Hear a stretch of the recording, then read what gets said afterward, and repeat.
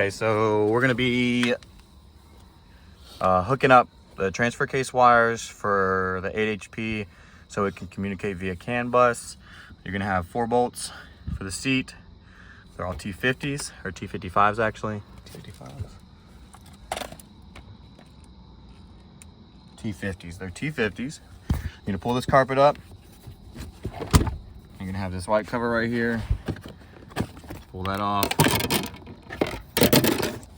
And then, okay, so you're gonna wanna connect, it's gonna be these 2 wires. Red is CAN low, red and blue is CAN high. You're gonna wanna cut these connectors, or these wires on this side, and then run them up to your CAN TCU. All right, so we got it all wired up. Red is gonna be CAN low, blue and red is gonna be CAN high. I just ran it up and through, up here, then over, and then through the middle of the glove box. And then a lot of people have tied into this side of the connector, this side, but I decided to do the OBD side. So your red connector, which is CAN low, is going to go to the light blue, and CAN high is going to go to the dark blue.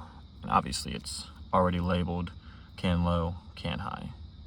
Once you get everything connected, you're gonna want to go into here under all-wheel drive, and you're gonna want to click BMW ATC, and then OEM control, and then you're going to click update,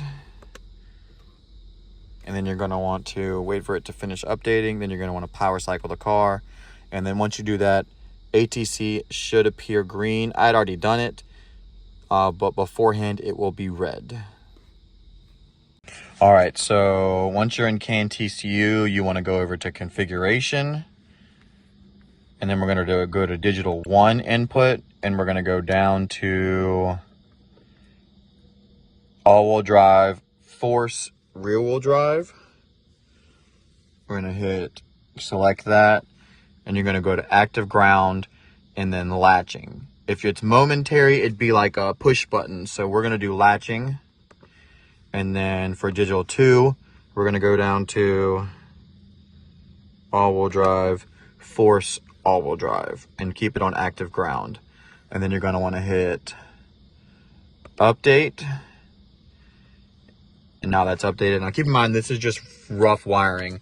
But so obviously red is going to be digital 1, and the top one is going to be digital 2, and then your middle wire is going to be, your middle wire right here is going to be your ground.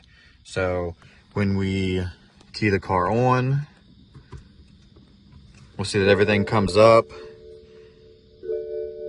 We have DIN 1 and DIN 2 inactive. Move it up, digital 1 active, center position, which is OEM, and then move it down, digital 2 active.